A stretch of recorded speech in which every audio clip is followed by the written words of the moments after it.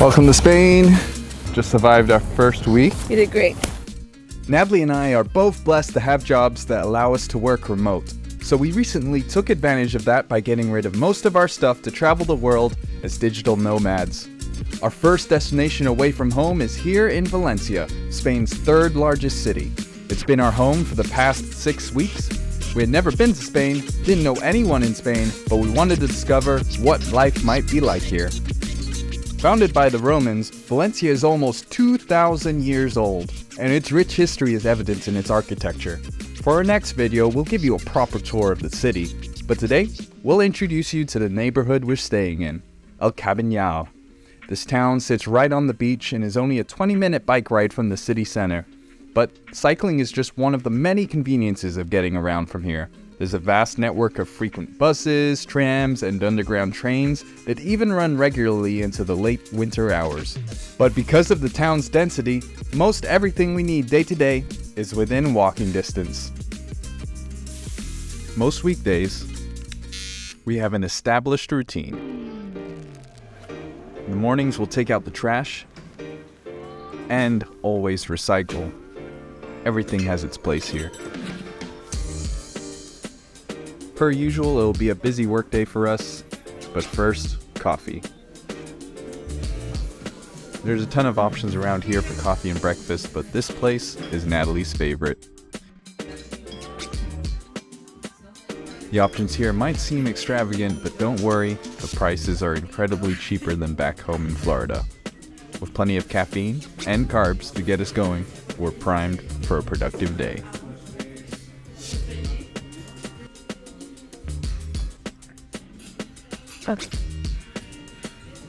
After a few hours and we've got some work done, it's a good time to hit the local market for some shopping. We love visiting the market because of the fresh produce and the fact that we're supporting local businesses. And yes, a dozen eggs here cost less than $3.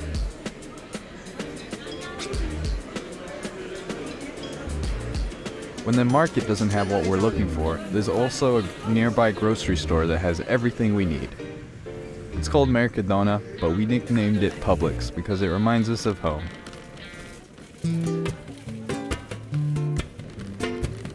With the fridge stocked, we'll get more of our work done from our Airbnb. Our afternoons are especially productive because America is waking up now. A good reason for a second round of coffee. On warmer days, we'll lunch on the patio, but it's been pretty cold for us Floridians. After a gainful workday, it's time to head out, and tonight we're going to church. We found that finding a local church was not only good for us for spiritual reasons, but also because it made it easy for us to make new friends. And no night out would be complete without getting some food.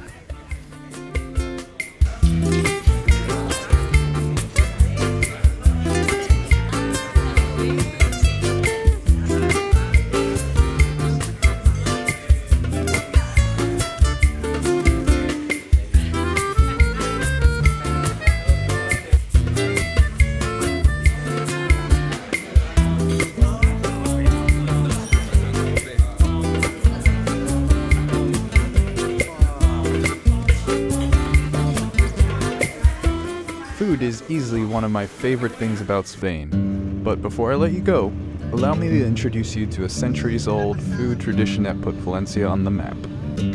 Paella Valenciana.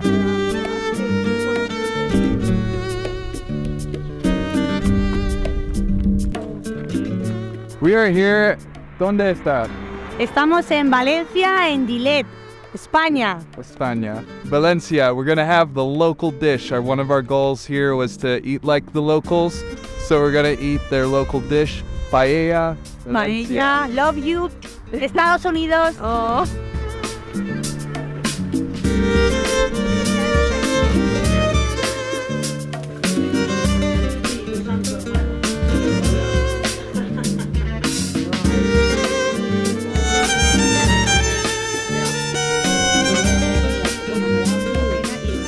This local food tradition typically happens every Sunday as the family gets together for lunch.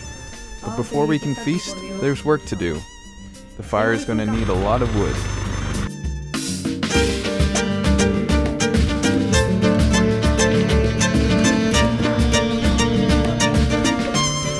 So this is the benefit of being the cameraman. You don't have to do the hard work. You just hold the camera.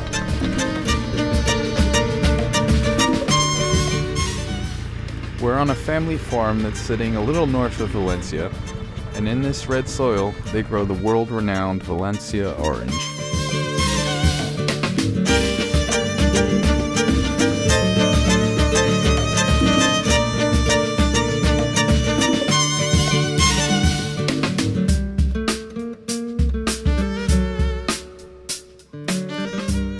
Now we've got the fuel for our oven, let's get back to paella. Before we can use this paella pan, we need a little patience for the fire to heat up, and a little time to enjoy some tea. There's absolutely no rush to this project.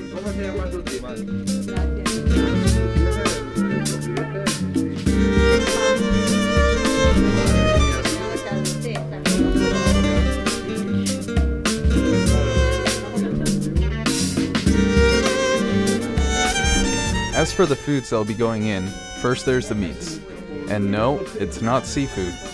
The original authentic paella doesn't consist of that. Instead, you'll find chicken and rabbit. You might also find lima beans and green beans and artichoke when in season.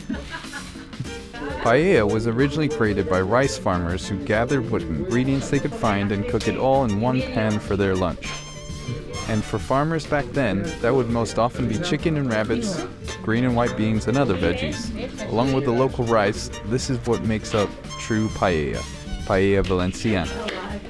And it became the Sunday lunch that brought families together each week.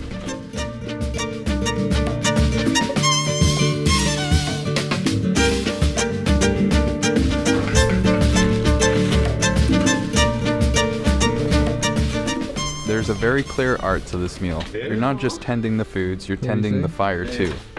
And it's awesome to think how this art is passed from generation to generation and continues to remain true and pure to its roots. There's no frozen ingredients, no packaged seasoning, no temperature gauges.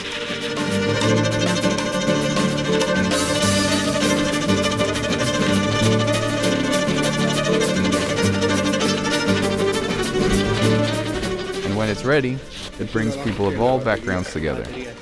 Just looking around our paella pan, we had people from Chile, Morocco, Romania, us Americans, and an Argentinian.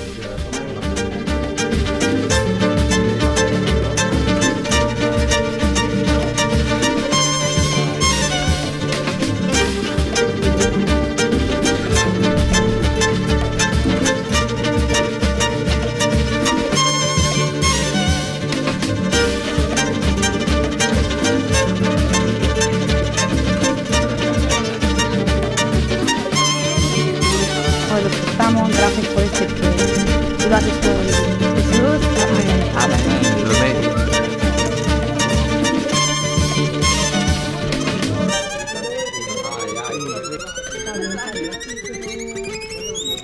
Anda, hija.